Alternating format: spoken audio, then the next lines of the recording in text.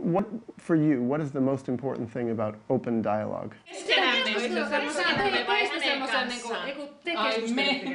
The first thing what I find myself thinking now, if you ask this tomorrow, there would be another thing that would come first to my mind. But today, what comes first to my mind is that everybody's voice is important.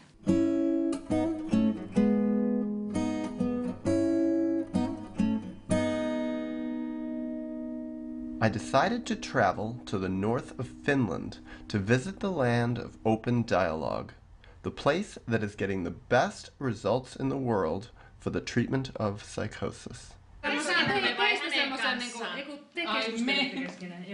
Wow, what's the most important?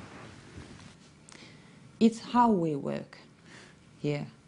Co-research of problems or dilemmas or traumas. They get better results than anywhere in the United States, and I was curious how they did their work.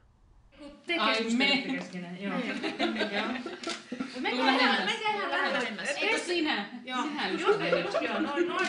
think it's not the treatment system per se, but I think it's more like a political thing.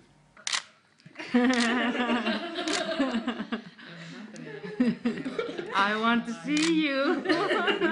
We aim at a democratic system where people can have their say about their own treatment, and that we are kind of try to be on the same level with people and being equal with them. I'd read some of their research, and their data were undeniably impressive, but somehow I just felt that seeing them in person would be a whole different thing. Hey, and then you can look up here. Up here. I can see your eyes. It's something that happens between people. The sister of the patient himself, or the nurse. Oh wait, hold on, we have to get the reporter. To bring their understandings, bring their skills and knowledges. We are not professionals who had to know everything right away, you know. Right. We don't go there like a specialist and after 1 hour we tell family what's wrong with you. It's a kind of two-way connecting. It's not me treating somebody, but it's something I risk myself when I enter into a conversation. Who are they? What are they like? Is their fame justified? But perhaps most importantly to me, how would they feel about me, a foreigner, an American, a psychotherapist myself, filming them? Okay. No, don't look at the camera. Look at them and say, you can talk to them. Okay. This is open dialogue, right? Yeah. This is real open. This is the real thing. We have the idea of hearing people and creating something together based on that.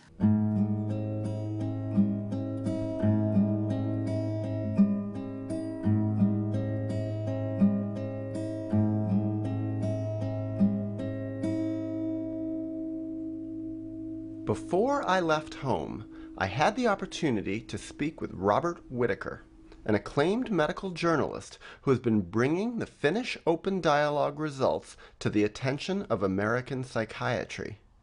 It was he who made it clear to me that their outcomes for psychosis were not coincidental, rather that they resulted from a well-designed and well-researched program. So when I go to Western Lapland in Finland, what do you think my mission should be? Well, first of all, I think it's just a chance to observe. There's so many different people involved in the Finnish story. So you have an entire therapy clinic here, but just one room? Yes. And that's why we don't have room to meet patients here, and we don't want to meet patients here because this is hospital. Yeah. We don't want to say to people who have crisis that, oh, welcome to mental hospital so we can talk here. It was an interesting thing because when I first came here, I was thinking, I think they work very well with the mental health system. And they're even integrated into the mental health system. But I kept waiting to find out where is the mental health system. Okay. Do you understand? Yeah. Yeah. And then what I realized Yeah. is It's this. this is the mental health system. Yeah. Yeah. Yeah. And I thought, that's actually fascinating. Uh-oh. Uh-oh. Somebody's calling. When someone calls, when someone needs help, we try to arrange help for him or her right away. I don't say to a phone that maybe we can meet after 2 weeks and then we have time. I think I have to find some. But you have to. Uh-oh, you're attached. Sorry.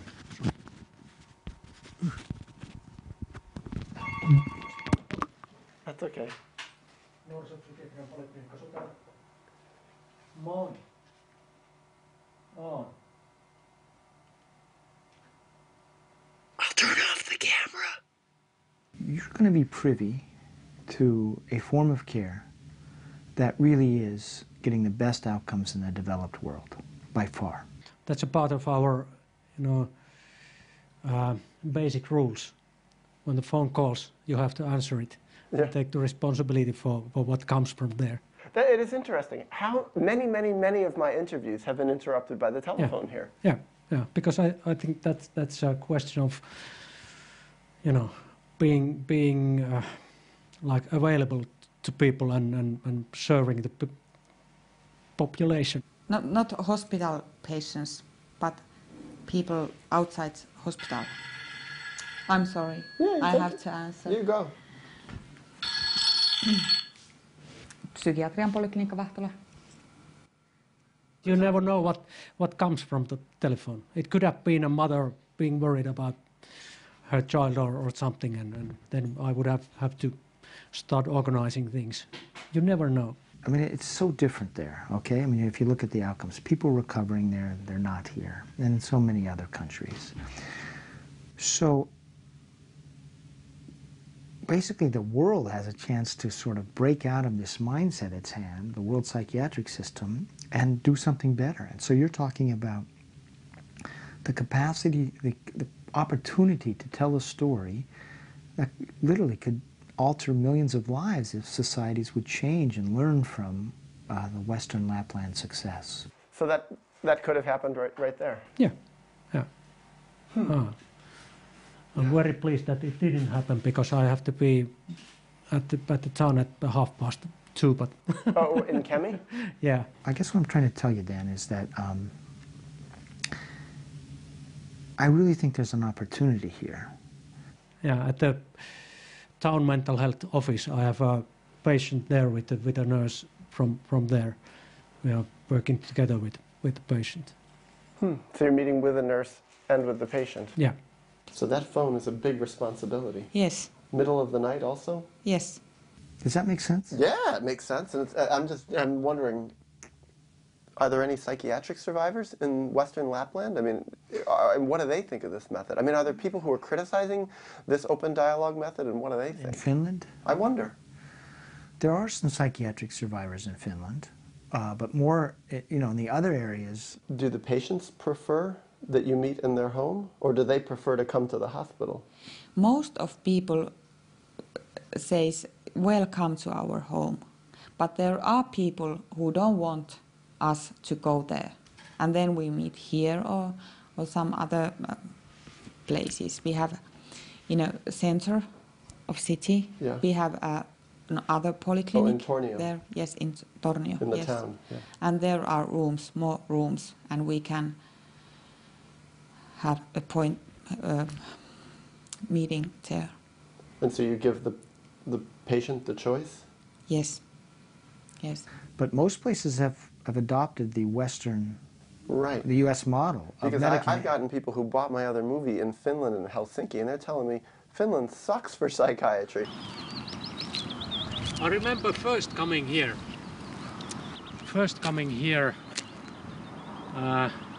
It must have been 1965 or something. You came here in 1965. Yeah. What, so you were 10 years old? Yeah. But that's Helsinki. That's not Western Lapland. So it's like they were like, yeah, my brother or I or my child were locked up in a hospital and injected with the same drugs that we're using over here. Yeah. Actually, outcomes for schizophrenia as a whole in Finland are very poor. And that actually sort of shows that it's not just the culture. People say, Finland, they do think it's a much different society. Well, there are outcomes where they have adopted the medical model. And by the way, Finnish doctors are being bought off by by pharma companies too. Their outcomes suck. Right. I was singing in a boy choir. For the patients in the hospital? Yeah. We made a trip here and had a small concert here. And I remember being quite, not shocked, but surprised that there would be also these kind of places in the world. I mean, one of the interesting things here is, this is known as a valley in Finland, this Western Lapland, that actually has a lot of medical problems, okay? And it may have everything to do with the temperature, the light, maybe changing economic opportunities. So it's actually a society that's been under a lot of stress for a long time. So you came here, was it very different from what it's like now? Yeah, very different. It was very worn out hospital and very in a bad shape in many ways and just chronic patients and smelling bad and everything. So it was a scary experience. Yeah. So for them to, sort of reverse this one part of psychotic outcomes, it's not coming as the society as a whole is having this great easy life. They're doing it in spite of all those difficulties. I remember it quite vividly. Really? Coming here with Right the here? bus. Right here, yeah. Strange. Yeah. Singing in the lobby there, inside the doors.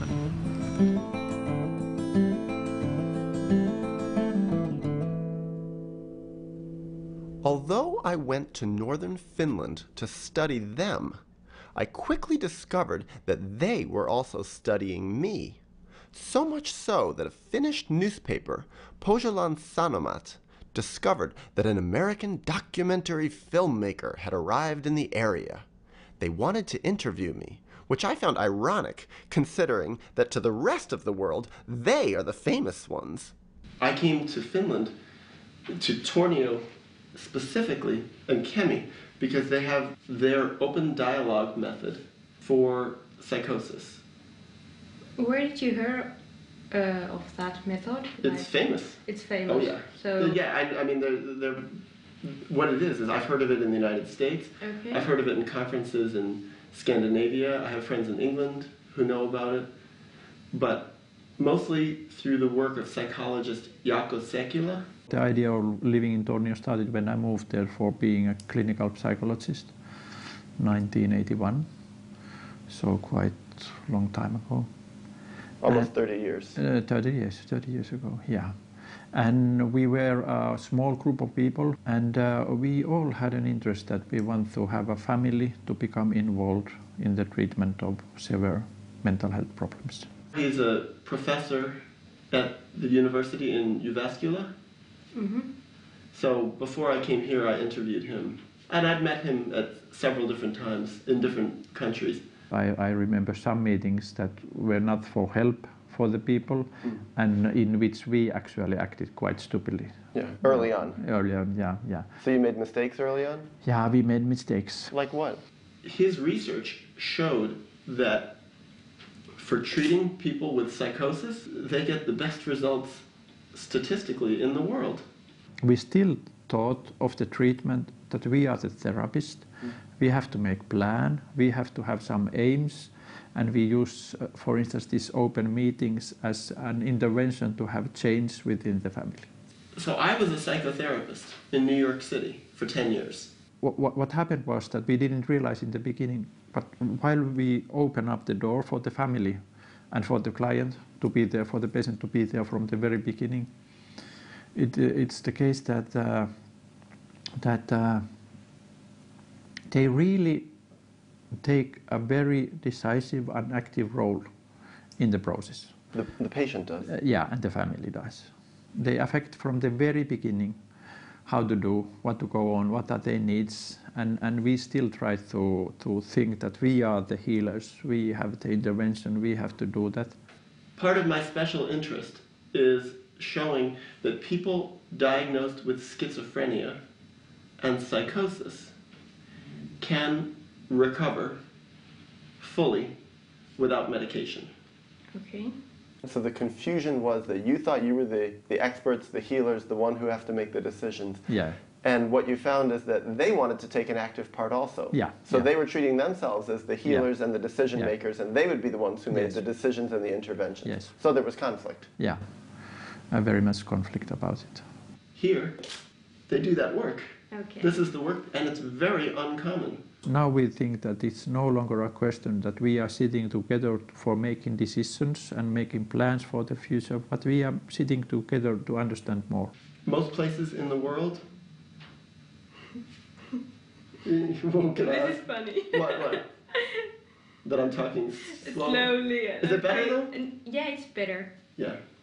And in this we aim at generating dialogue, and this actually becomes the most important aspect. No longer thinking that the aim of the meeting is to have a solution. The solutions comes a part of self-evident process that is opened up while we focus on how do we manage to have all the voices heard. So the purpose is dialogue, and as a consequence of the dialogue, the solutions happen. Yeah, the change starts to happen immediately.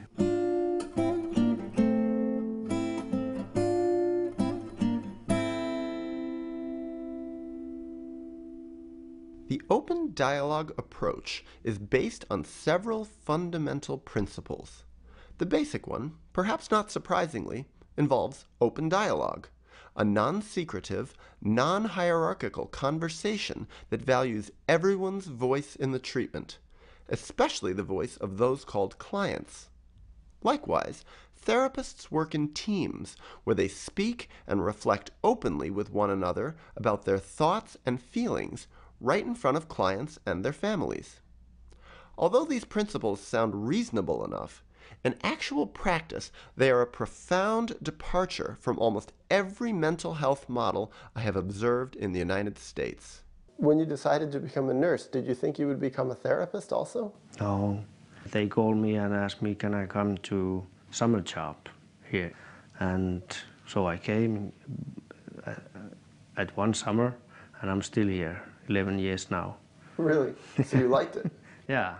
Maybe first year I thought that I'm not sure about this, and I tried to check out different kinds of work in anesthesia and surgery, but yeah, I'm very pleased that I stayed. What was difficult the first year? You know, that dialogue. What I like about this is just that you can, like, how do you say in English, bowl around with ideas. With you can what? What, you know. Bounce ideas? Yeah, with your colleague and with the family. And right in front of the client? Yeah, and with them. Not about them, but with them. You know. Talk with Marianne about something and then ask the patient that, but what do you think about what we were talking about? And yeah. We sit down, and there was a patient, maybe a wife or someone from the family, and a couple of nurses, doctor, and we start to talk about the situation. I thought that, okay, what are we sitting here? We know what is going to be and what is going to happen. We have to take this person in the ward, and why are we sitting here and discussing still? But until you understand that this discussion there's meaning. When I wake up in the morning, it's very good when I see my timetable, my calendar, that I have, for example, 5 clients or maybe 6 today, and I have team. I have someone who can work with me. It's very good idea. It's make me feel good. The thing that we are sharing the work all the time is that we are ventilating it all the time as well. Mm-hmm. So the thoughts are kind of, they are in a movement all the time. It's very helpful when you can share your thoughts and your feelings with someone in that treatment situation. You can reflect. The first meeting with the patient, patient can be first a little bit, you know, why 2 workers. But when we explain it and when we start working and discussing together, so he or she finds out that it's good. And sometimes we are 3. For example, when we have a new patient, psychotic, with her or his family, then we often take 3 therapists. There are many things it's hard to say to clients this, well, I'm thinking about this and I'm feeling like this. It's easier for me, for example, to talk to you or you, and hey, I'm wondering and I'm feeling that or that way. During our discussions, during our treatment meetings, it is the first time when the patient can tell his or her own experiences. That kind of experiences that somebody can say that they are psychotic experiences, and others are listening and hearing it. I do sometimes meet people just by myself, but I think it's getting thinner. It's giving much less options. It's much smaller audience for these new understandings. This is the way how we usually work, that we can look each other in the eyes and we turn ourselves a little bit. In the middle of a therapy session? Yes. So in the middle of a therapy session, when you're with a client or with a family, yes, you do this with each other. You're going back and forth and talking to each other? Yes. Yes. And then we can ask, hey, how do you felt? How does it felt? And what did you listen? How did you heard this, our discussion? So it's almost like you're doing supervision with each other. Yes, in the middle, it is at the same in the middle time. of a therapy Yes, session. yes. That's it. I think that's how we would describe it. We have much more options when we are more people. And then it's also possibility just to listen while some other people are talking and listen to yourself. So I think it's in many ways it's very useful. And it's very important that we reflect about things and issues what family bring up to the situation. Right. Yes, it's very important. I consider us more or less as visitors in people's lives. People allow us to visit their lives, but we are not the most meaningful people in this person's life. It's more important that my client will be understood by his family members or those people around him. And so that's how he or she become heard, understood, valued as a person. But it's a different kind of supervision because you have to do it in a way that's also therapeutic for the family and the client. Isn't that it? Yes. So you have to make sure everything you're saying is going through the lens, like this is the lens, Yes. the lens Yes. of being Yes. therapeutic. Yeah. So you have to be more respectful. You know, like in supervision, I think you can say, this is bullshit, that father is so narcissistic, when it's private supervision, you know? But you can never say that in open dialogue because it's rude. Yes. Does that sound right? Yes. Yes. Yes, indeed. Yes. That's great. it's very well, I think so. Yeah. And it also seems like people here like each other. Yeah. Yeah, I'm actually, when you say that, I think that's one big thing, that this is a small area, and if we have 100 people working here, working crisscross with each other, so people know also each other quite personally, you know.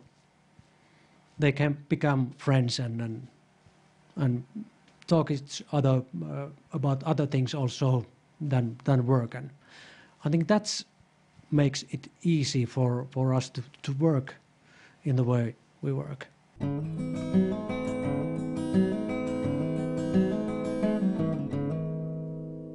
I ended up spending 2 weeks in northern Finland and became friendly with many of their clinicians. While talking off camera, I learned that several, to my surprise, had little experience working in a non-open dialogue system, to the degree that many appeared to underestimate the international significance of what they were doing. So your whole professional experience has been in this open dialogue system? Yes, but I have a experience on a meeting in a different area. A conference? No, like a patient that has gone to a different precinct.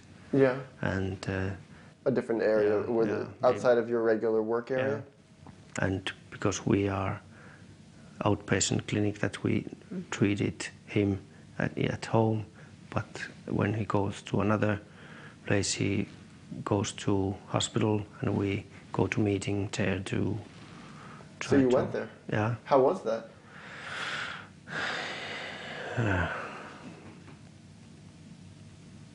I didn't like it. What was it like? There was a nurse and a doctor from that hospital, and us 2 nurses and a patient. And so the 2 nurses from your system here? Yeah. And we discussed with the patient and the nurses. We reflect. Oh, you did open things. Dialogue? Yeah, and try to speak openly on what we have done and what we think of situation and so on. But during the meeting, the doctor just listened, and when he had heard enough, she said, "Okay, thank you, I've heard enough," and goes away. Didn't say anything? No. So didn't do open dialogue? Maybe a couple of questions, but she doesn't participate on the dialogue. Was that strange for you? Yeah.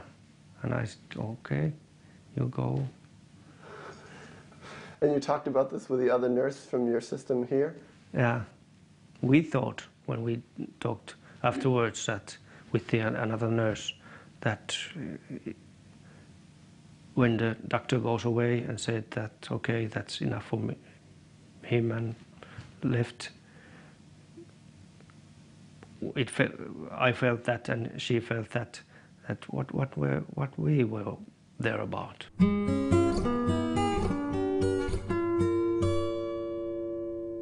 I was very curious how clinicians in Western Lapland approached the subject of neuroleptics, that is, antipsychotic medication.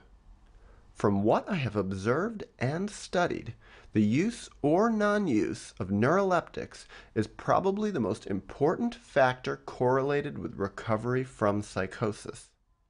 But before the essentials of the Finns' relationship to medication came to light, I found it important to explore some background, not just on neuroleptics, but on the Finns' conception of the very meaning of psychosis. So most places in the world, when they have a person with psychosis, they put them on very heavy medication immediately.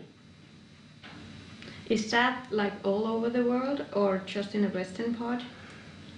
It's definitely in the western part of the world, but it's shifting to all over the world.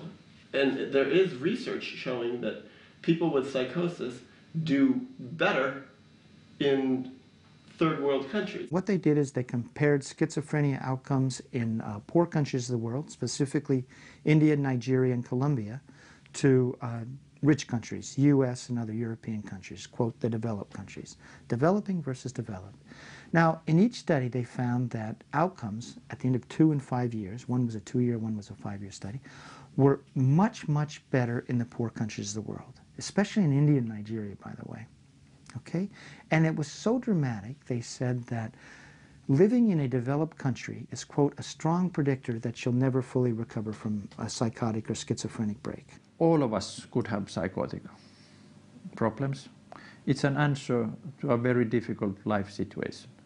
And when I face with a situation which is very stressful for me, so I can start to hear voices, for instance.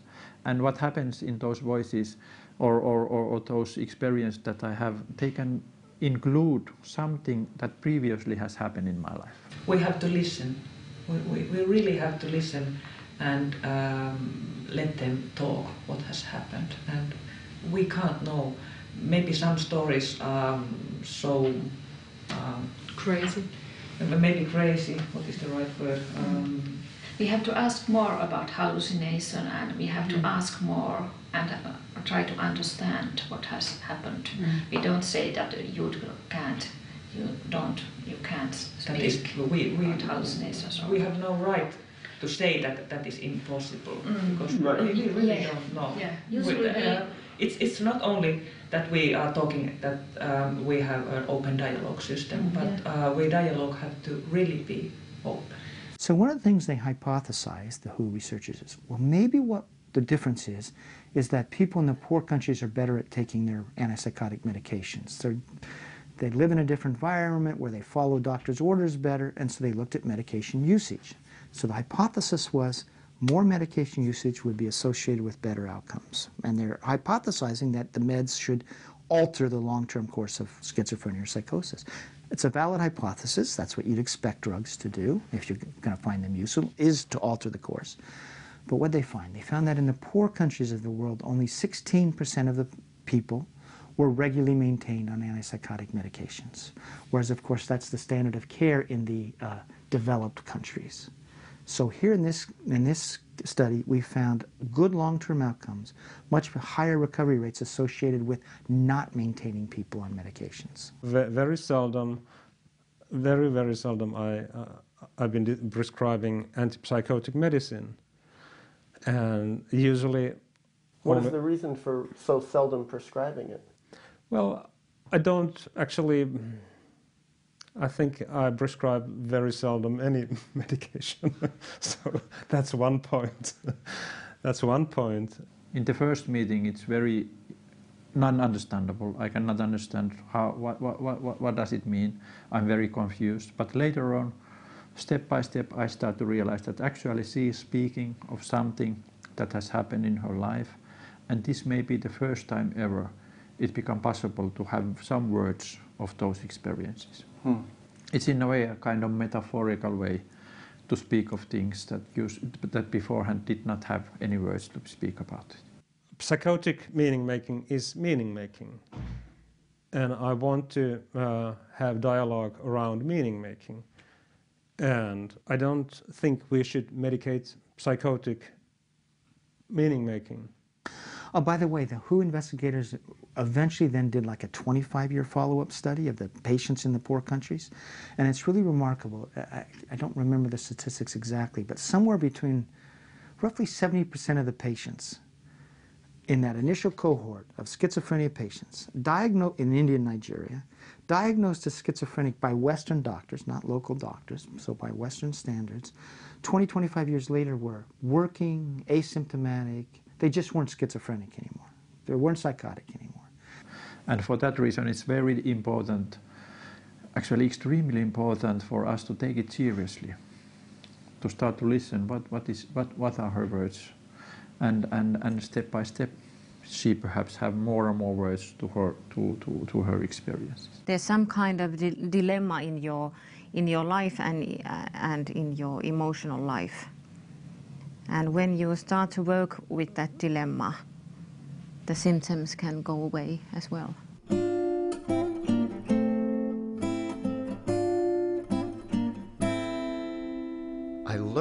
during my time in Western Lapland that open dialogue practitioners view the concept of psychosis very differently from how most people view it in the United States. In America, psychosis is generally viewed as a problem residing in a particular individual's brain, which is why treatment so often involves pulling people out of their regular lives, hospitalizing them, and giving them brain-altering medications. In Western Lapland, however, they conceptualize psychosis as a problem arising in the space between individuals, that is, a problem occurring within relationships. Thus, their treatment seeks to engage social networks, rebuild relationships, and, if at all possible, avoid putting people through the alienating and stigmatizing experience of hospitalization. Why do you prefer to not put people in the hospital? If the whole psychosis or situation goes over without coming to hospital. So if they're able to work it through without Yes. going to the hospital? Yes, it's much better for the patient and family. They don't have history of mental hospital. I remember one family in early 90s that they had a son about 25, 26 years old, and first he came into the hospital for some days. Most of the times that need to be in hospital is because they need shelter or place to be, that it's safe enough to the patient, that he don't or she kill herself or is so psychotic that needs a safe place to be. Another big reason, if someone hasn't been sleeping, let's say for a week, and they need a place where to kind of feel safe. So we can create those circumstances to their homes as well, if we do the cooperation and work together with the family. And afterwards we asked the family what they think. They said that it was very hard when their son was in the hospital, and also that it was very hard to treat him at home, but it was much more easier at home. So you can work out those kind of issues in their home? Yeah, and we can go there every day. We can be there, let's say, we can have a treatment meeting, and then one nurse can stay there during the evening shift. Like all night long? Yeah. With the patient? The family. With yeah. the family in yeah. the home? Yeah.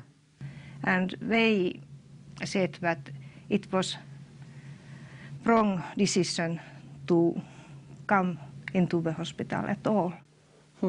So that just avoids the need for hospitalization then? Yeah. And when we are home, there are more possibilities to have the conversations about the situation. Very often these relatives comes to help for the family. But it's very difficult then if we talk about adolescents and she or he has psychotic symptoms and she or he has parents. It's very difficult that parents live on sick leave and they can support at home, and we meet for instance every day during these first days. 2 weeks, first days. Always when we are treating at home, I think it's very important to have treatment meetings every day in the beginning and continue as long as needed.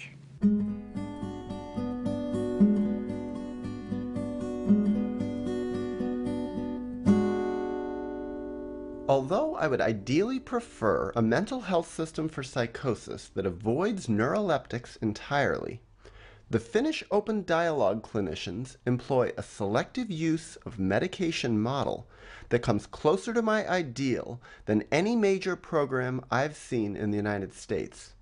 For that reason, I found their point of view riveting and in many cases based on such common sense that I wondered why it wasn't being utilized more widely in the Western world. Now I ask about your documentary. When it comes out, what it is? I'm not sure yet. Okay, I don't know. You are just doing...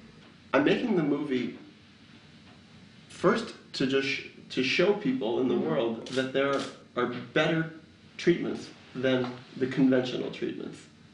So here in the United States, where we've really embraced the drugs for life form of care, we see a explosion in the number of people, quote, disabled by mental illness. And we see all these other problems in terms of people dying early, etc., and low employment rates, decreasing employment rates.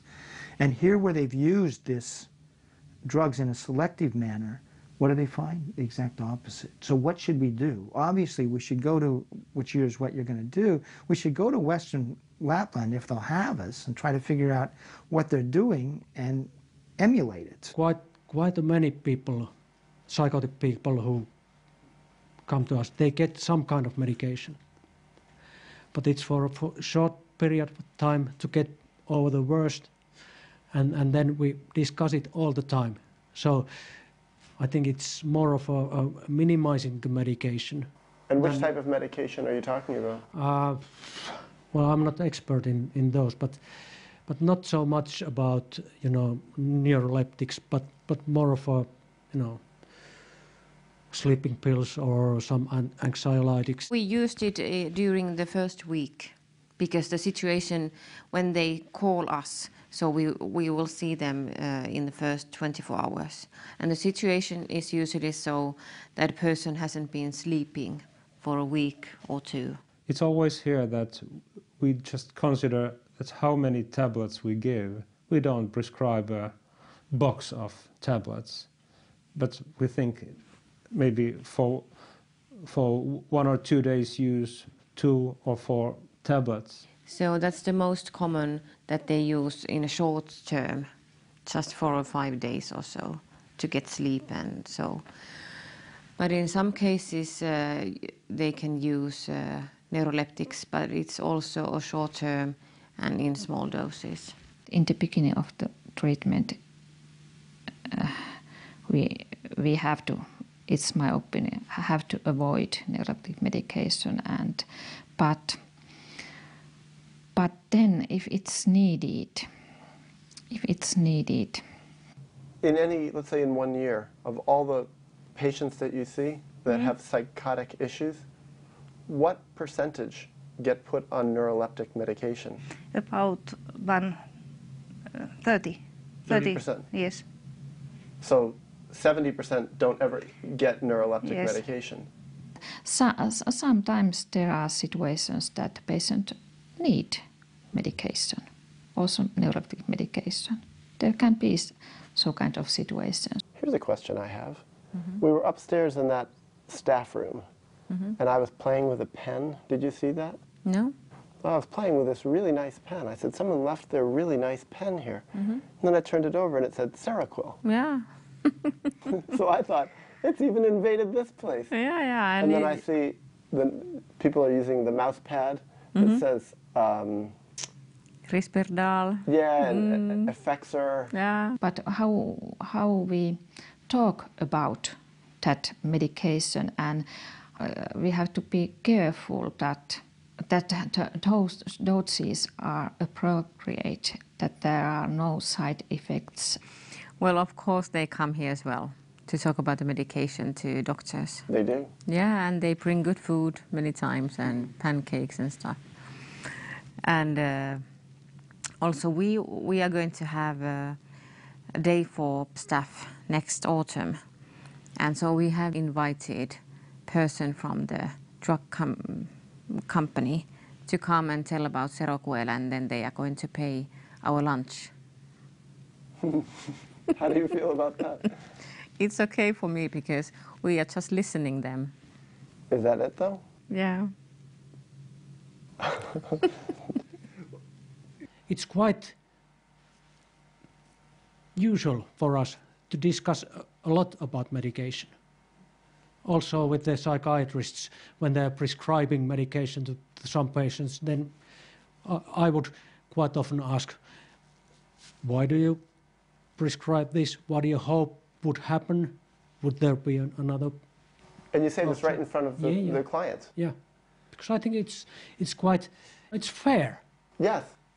Just fair to say what our prejudices are and what our thoughts are in front of the client. Yeah.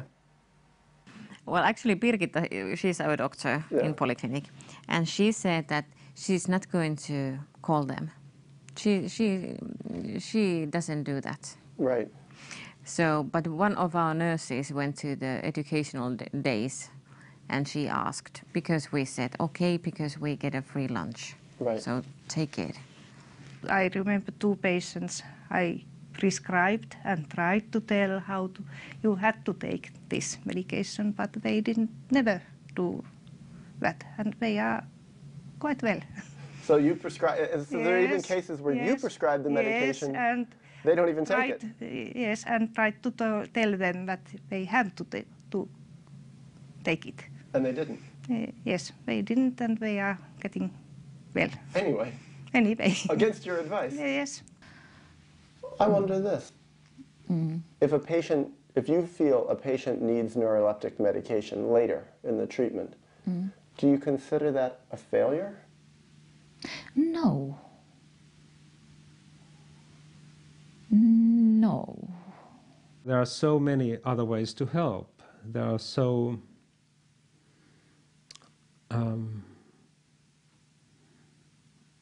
useful ways which have, I think, improves the agency of people much more than medication. It seems to me if a person needs neuroleptics, it means they did not recover, right? Yes, but I have also some kind of experiences that the patient have got neuroleptic medication later, but she or he needed it some months, 1-2 years, only a small dose, and after that she didn't need it. I could bring up the idea as an option, as something we could have dialogue about around. Think about possible advantages, possible disadvantage, possible effects, possible side effects. But if I find a lot of other ways to work there, so I don't even have to bring this option there. And usually when we work, there are so many options that we don't get into this point of thinking about medication. If the patient have medication, we don't enter treatment. And you don't end the treatment? No, because we continue treatment so far as they use medication, for instance, neuroleptic. With the purpose of helping them stop the medication? Or I don't understand. Yes, helping stop. Yes. It's not either or, it's either medication or not medication, but it's thought to be one part of the treatment if needed.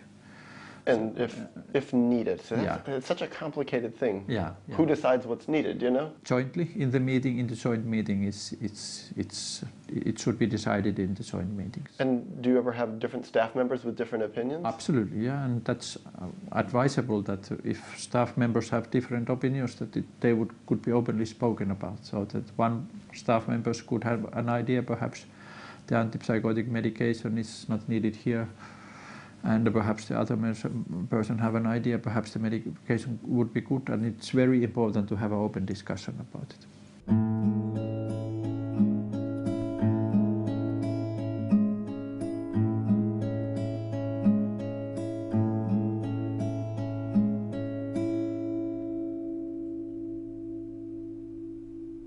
A fascinating thing I discovered in Western Lapland was that their clinicians were not, unlike so many of my more progressive colleagues in the United States, afraid of getting in trouble for the work they did. This, I realized, was because the Finns were not working in a mental health system that constantly suggested they were breaking the standards of care and causing harm to their clients. The irony I found in this is that in the United States, we, who use antipsychotics almost ubiquitously for psychosis, get terrible results and actually are causing an epidemic of harm. But in the Western world, almost everywhere, it's medication. And medication is considered the best treatment. And if a therapist or an organization does not use medication, they're considered dangerous. Okay. It's considered bad treatment. It's very, very difficult to survive as a person with prescribing powers and not put people on antipsychotic medications. And even if you're a therapist without prescribing powers, you're expected to work within that model of drug-based care. And it shows really the extraordinary capacity of a storytelling partnership in the United States that really has extended its influence, and that is born of the drug companies and academic psychiatry, along with NAMI, to tell us, in essence, a false story and incorporate that belief in a sort of a real profound way. Are you at any risk with your medical license because of the way you work here? Having gotten so far away from a medical way of working? No, I think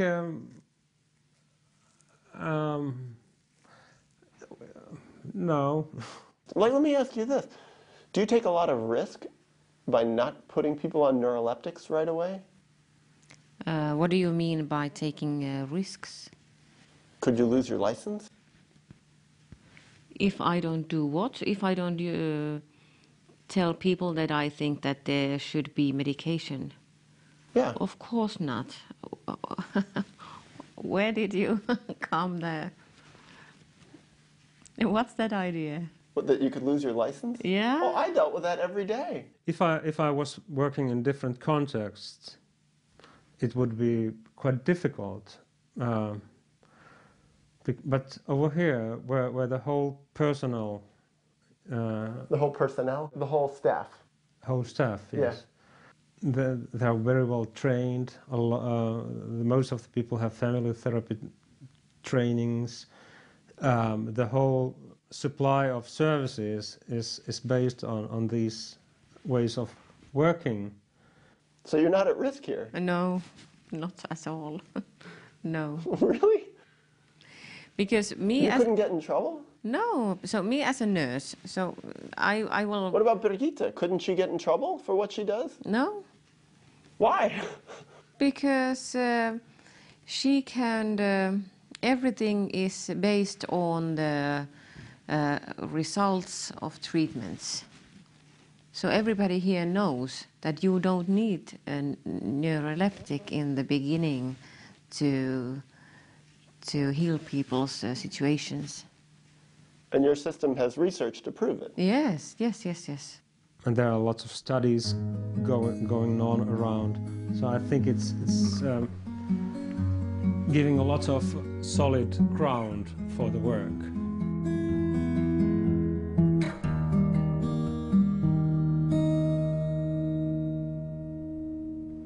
Let's now look at the numbers. What actually are their results?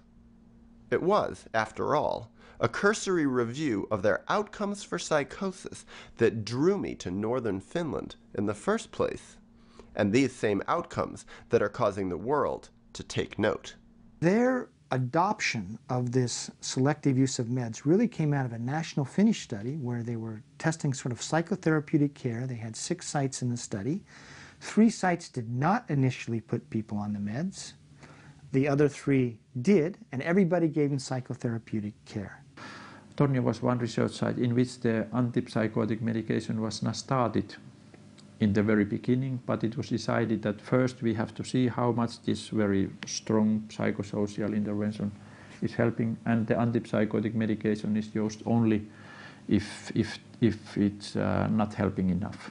And the thought was in the experimental sites is that if people started needing the drugs, you could put them on. Okay. On the whole, the experimental sites, 3 had a little bit better outcomes. 2, it was the people who, in those 3 experimental sites, that were never exposed to meds in the 2-year study that had the best outcomes, all right? That fits with what we know before. But there's one other key thing. There was really only one of the 3 sites that really, after the end of 6 weeks, tried to keep people off meds, okay? The other 2 basically reverted to the old standard of care and put people on meds. That was in Western Lapland. So not only did they watch the progression of people getting better after 6 weeks, they kept it going.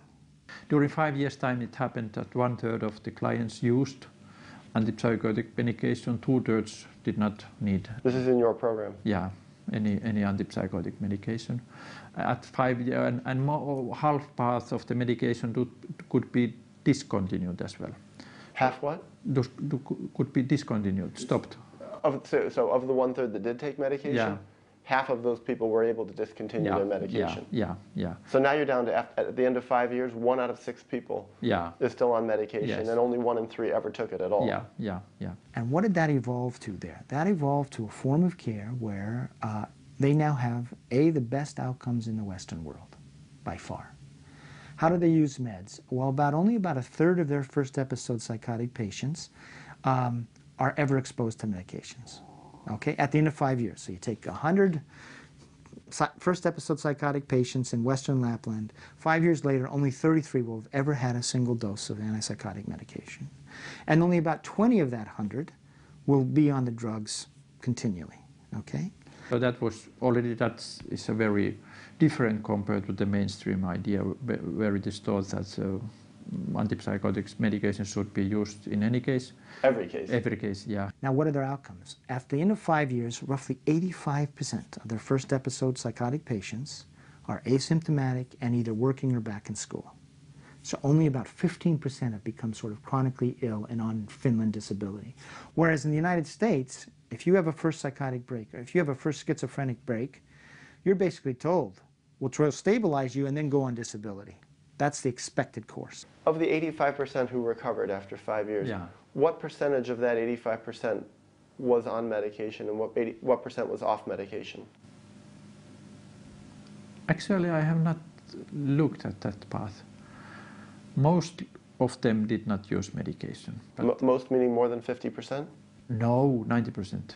There's an assumption, of course, that once someone has schizophrenia, they always have schizophrenia, and you don't see it that way. No. I think it is only the name for something, and you can get quite healthy afterwards. Without medication?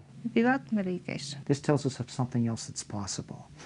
Radically possible. Radically possible. And by the way, they've been doing this for 20 years now, basically, or 18 years. So this isn't a fly-by-night study? Not a fly-by-night. And they've done study after study after study. This is the best studied cohort of patients in all of Europe, really.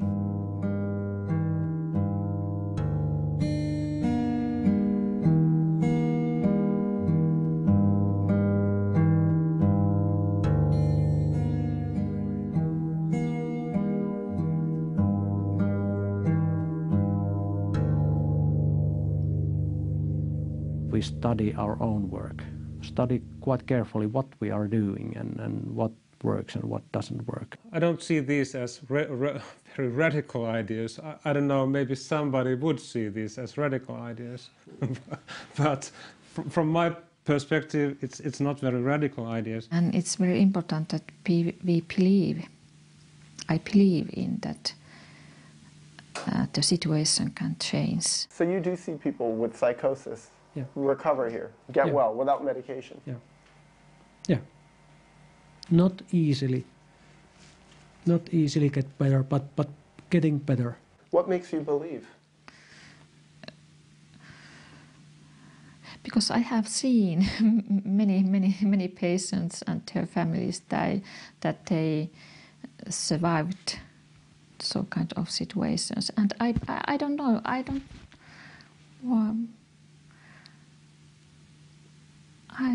believe. I have seen that you can recover from the psychosis without heavy medications and without hospitalization. So that's just the way that I think. So you believe that people can recover? Yeah, not only believe. I think it's true. I've seen it.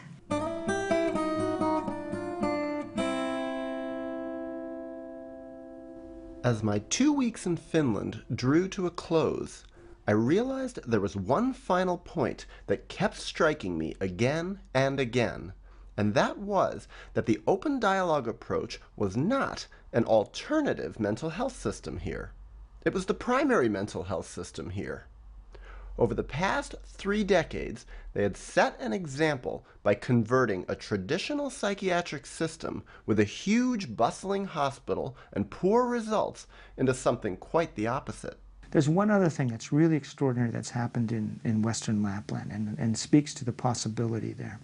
But not many people like your kind of people come here and do this kind of job. So I think this is very interesting for us too, to know how interested someone is about this. Yeah. Because for us, I think Finns they are never proud of anything. Like In the 70s and all, 60s, 70s, probably I think and even into the 80s, this area of Finland had one of the highest incidences of schizophrenia in all of Europe. So Finns are never proud of what? anything, like they're very modest. Nokia? Well, I noticed this. When I'm interviewing people here, they won't talk about how good their results are. The results are written on paper, and I'm asking them, and they always make it sound less. And I say, make yourself sound good. Do you know what I mean? Yeah. I like, they're very modest and humble. Yeah. Then they institute this change, and they institute this therapy called open dialogue with first episode psychotic patients. Guess what happened? Schizophrenia is now disappearing from this region. They're down to 2 cases per 100,000, a 90% decline in schizophrenia there. And why? Because their first episode cases aren't becoming chronic. So the number of first episode cases is staying the same. All right? So they still have this problem of psychosis in society, but because they have this form of care that doesn't make people chronic, schizophrenia is disappearing. This point cannot be emphasized enough and is worth explaining. According to the definitions of mainstream psychiatry, people can only be diagnosed with schizophrenia if their psychotic symptoms persist for longer than 6 months. Thus, if they recover from psychosis before that 6-month mark, which is what so commonly happens in Western Lapland as the result of open dialogue, they never get labeled with schizophrenia in the first place. They took a risk by letting me come in here with my camera. Do you know what I mean? Mm-hmm.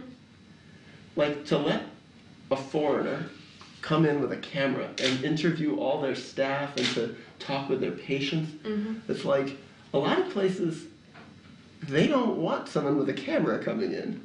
It's honest way to do work, I think. And I think that when someone comes into psychiatric polyclinic they are in their crisis, I think that we are, what's the word, obligated into that we have to be honest. This has to be a fair deal, because otherwise it can't heal anyone. Like, what if they could say this? This would be much more common. Because I had some places that I wanted to go to that said, you can come for 6 hours, you can talk to 2 therapists, no conversation with patients, and we need to see everything that you are going to put in your movie before you put it in. I think our system is, our people are working very hard, and I can trust them, and they are very reliable and responsible and that kind, and very good trained people. They know what they are doing. And you know what also, this was very interesting. I didn't know if they would let me come here because I'm a stranger, I'm a foreigner, they don't know me very well. So I was emailing with Jaakko Sekula. And I said to him, well, don't worry, I'll be very nice and I will ask respectful questions and I won't make your program look bad. He said, no. He says, you go in there. He says, you ask whatever you want. And he says, you don't try to make us look good. He says, you make it real. You make it honest. Do you understand that? And I said, this is really interesting. I said, good for him. He's got courage. Here's something that I think people might criticize open dialogue for. They say, but having so many different therapists there must be very expensive. Well, how come? In the long run, we save money with meeting in teams, because I think it's more efficient. You don't have to meet so many times. This area is quite poor, and they try to save money all the time. And that's why it is not so easy to tell that it is very good work for long run and how to prevent problems. In the long run, and you know, I think at least in Finland, the people who decide about money, they don't look beyond their nose. Who pays for all this? It's state-paid system, so it's free for the clients. So it's a state-paid system, it's free for the clients? Yeah, it's free for the clients. You can have hundreds of meetings for 2 years and it's all free? All free, yeah. When we are working in a team and meet people with their, you know, wives, husbands, families, then we don't have to meet them so many times for some reason. I think because we can get the different points of view or opinions more quickly. We can have kind of more wide discussion about things. All the time there is lack of money. And we should have more nurses, psychologists, and some not so many, but some more people. When we meet a patient, we send a bill, so kind of bill to the municipalities. Right. And they pay for it. But taxes, we all paid for. Yes. I think so. So your taxes pay for it? Yeah. It is not important. I think it is. I try to tell our staff members that they don't have to worry about it. It's my worry. About the money? Yes. It's funny, I haven't figured out where Brigitta's office is yet. Well, nobody knows. Her office is at Keropudas, right. But she's never there. Right, because she's working. She sees clients, right? Yeah. That's what everybody says. It's hard to find her there because she's on the ward or she's talking to someone or she's out in the community somewhere. Yeah. It's very interesting to have a hospital leader who is actually doing non-administrative work. Yeah, I think so too, and I appreciate that very much. I think that's very important for our work, that also our you know, our highest chief is in the clinical work and working with us side by side. It's so valuable, I think it's, and rare.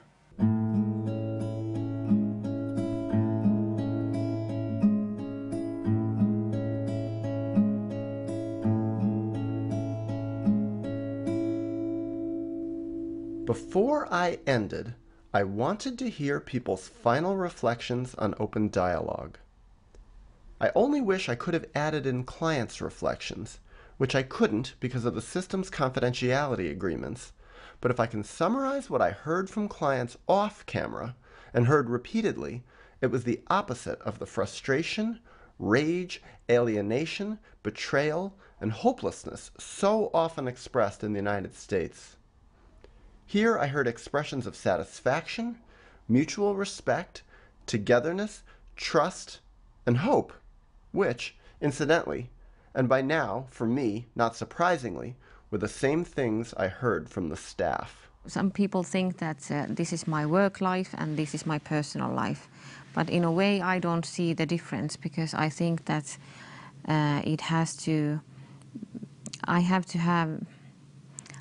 I need to be with those same values in both places, at home and at work as well. Yeah, can I get you to sign my paper so I could use this? Yeah, sure. Will you sign it too? Okay. About 85% that basically recover, right? Their unemployment rate is lower than the background rate for all the Finnish population as a whole. So they're doing better in terms of employment than the general Finnish population overall in terms of working. That's right. So that's really extraordinary. So I just feel... Yeah, you can see that. This is the one who I interviewed this morning who said, this is... Oh, no, not her. She's the one who is... He's Päivi. Päivi, yeah, she says, oh my God. To get know patient's family and meet the whole family, to hear the voices from the whole family. I think that's the most important. And then this is the man, Jaakko Sekula. Every year, between 5 to 7% of the population participates in these open meetings. And now this has been going on for almost 25 years or more than 20 years. So it means a big part of the people in the area has at least sometimes been participated into open meetings. She's the head psychiatrist. She runs the whole organization. I liked, when I came to work here in Kerobudas Hospital, I liked most the teamwork. It was so nice to talk to people and not to know everything, and not to know answers always. She's a she's a nurse and a family therapist. I have thought many times that I like to move Oulu because of my private life. So you would like to move to Oulu? Yes, because of my private life, but I haven't done it because I like the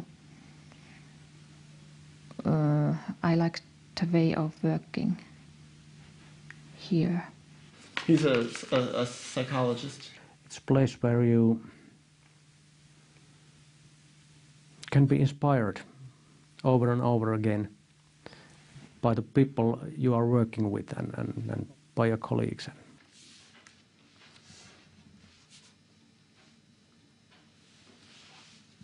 And now you're a part of it too.